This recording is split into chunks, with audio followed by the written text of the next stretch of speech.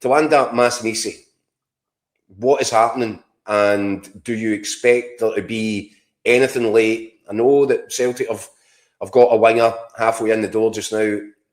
Would Celtic move for him? Do you expect Celtic to move? Do you expect Rangers to move? We're looking at that team today and they're crying out for creativity and a cutting edge. There's no doubt that on current form, you could walk into either Rangers or Celtic and improve them vastly. The fact is that neither club have made an official approach to Motherwell before now. Tells you, well, I think there's a, see when it comes to Scottish football with Rangers and Celtic, I think there's a certain snobbery. They tend to look abroad and look down their nose a lot of the time at players at other Scottish clubs. They would rather put the money out with than go to a rival and put money in there a lot of the time, I think. And I think there's an element of that. We'd rather go abroad. I mean, with his stats this season, he's obviously won that accolade at the African Cup of Nations. He should be a stick-on for a bigger club. The one thing I would say is, okay, clubs can come in. I think when there's talk of Blackburn Rovers for 1.5 million, I said I put an X. What's that for his left leg? I mean, just what is his? I mean, what's his value? You know what I mean? He's absolutely fine. He's a goal scorer, so creative. I mean, Lennon Miller went for was it 6 million? Lennon Miller went for roughly or something like that. Five-ish there or thereabouts. I think. Five-ish, right. So surely, if you're Motherwell, he's in the exact same boat. He's a long-term contract, so you wouldn't be selling him cheap. So it's one of these ones where Rangers or Celtic going to pay the money in this window. I mean, I know that Rangers paid that for the boy, was it 4.5 for the boy from Sturm Graz, but for whatever reason, I don't even know if Rangers and Celtic have been on to Motherwell to even inquire about a price, which just baffles me because, as I'm staggered by that, Bunzy. He's better than what they've got, and I know that there's been no contact. Up to certainly last night, there had been no contact from Rangers or Celtic with his camp.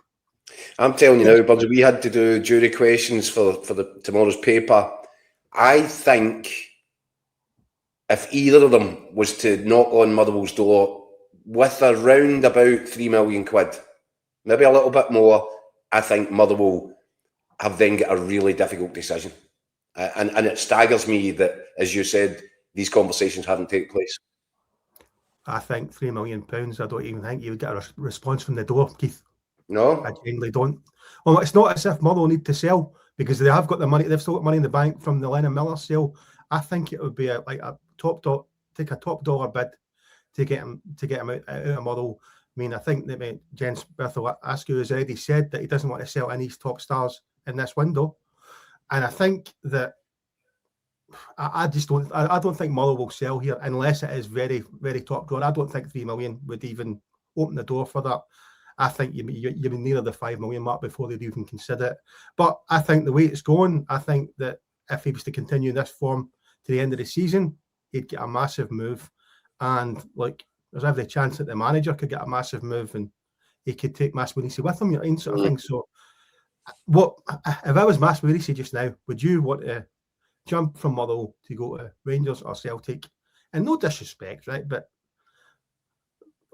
Danny Rowell's got the house in order. Martin O'Neill is getting the house in order at Celtic, but they're miles off the Rangers and Celtics we have seen in previous years.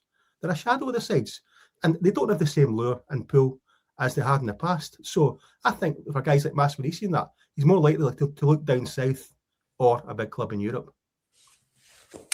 Okay, then what can we expect, Scott, if it's not going to be Maswanhise? Well, you've got on the Rangers one, you've got obviously, as Scott said there, they're obviously keen to get Cameron Archer in. That was well advancing down the road. I think they might have a wee sweat now. The concern is that Southampton looks like they're about to sell Adam Armstrong. Right. That possibly to Wolves. And obviously, but they are trying to get another striker in. And I think if they get the other striker in, that should open the door for Archer to make the move to Ibrox for certainly till the end of the season. But as it stands, I think they need to get one more in, which could be a job, but it might force Danny Rowell to look at other options, or perhaps have another dig at Nadiri late on again. But that one's not doesn't feel to me as if it's completely dead yet. No, and it's not dead because obviously the players are aware of the interest. The players I think, quite keen on moving to the Scottish Premiership. It's a fair step up from the third Bundesliga. So I think Rangers are aware that the players keen on that as well. So I think that will happen. It might happen in this, probably more likely to happen in the summer, but in the last 24 hours of the window, you just never know what happens. It's quite mad at times, and when clubs get the money out, then that's when deals seem to happen. What about Celtic, Burnsy? Are you? I mean, obviously we know the two that are currently going through their medicals, I think. Yeah. What do you expect? That can't be it for Celtic, can it? And Arne Engels, as we're saying, as Mick and I were discussing, I really don't think that Celtic can even contemplate agreeing a deal with Nottingham Forest at this late stage. I think it depends if Forest go again. If Forest go again ahead of the window and make a big bid, and Celtic make a decent profit on that, I think Celtic have to look at it, because I don't think Arne Engels has hit the heights that he maybe should have had at Celtic. I mean, he's certainly an exceptional player, but I don't think he's hit the heights that Celtic were expecting. I mean, they're obviously bought him for a lot of money, and we're probably looking to flip him for, I don't know, 20, 30 million probably. But I don't think he's really just. I think he's really done that. He's done well in Celtic, but I don't think he's jumped to the sort of levels that Celtic would expect. So I think if Forest were to go up, and Celtic were to make 5-6 million on it, I think they might look at it, because it also frees up money. I mean, obviously Celtic got money in the bank, but Celtic are very much short term just now. You can see that with their signings.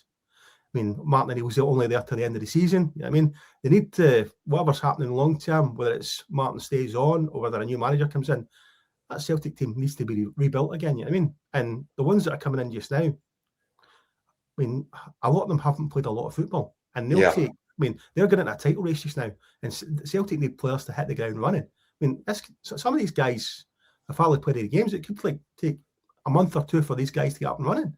But that time, you know what I mean, it could be too late. You know what I mean? But they could come in and make an instant impact. But it's all very bargain basement for me, Celtic's transfer dealings in this window. Yeah, it's been shoddy. Do you expect more than two though? Yeah, coming in the way. They're still trying. I mean, obviously, Motherwell, you spoke about Maswanhise, but the other way, Motherwell are still waiting to see if they get Stephen Welsh back on loan. I know that the player is very keen to go back to Motherwell to go and play. I mean, I don't know why Celtic took him back, actually. The way that Celtic actually treated him, I know he's a Celtic player, but it's not been great. I mean, he's been recalled by Celtic so they could have a look at him. They play him in a Scottish Cup tie against Auchinleck Talbot, and then that means that Celtic can no longer sell the player in the January window. It doesn't make sense, because he's now played for two clubs, so he can only go back to Motherwell. He's now, I mean, Trusty was suspended, and then Dane Murray and Liam Scales start in front, and Stephen Welsh has been exceptional for Motherwell. He's been one of the best defenders in the league this season, and yet he can't get in that Celtic team. What does that say?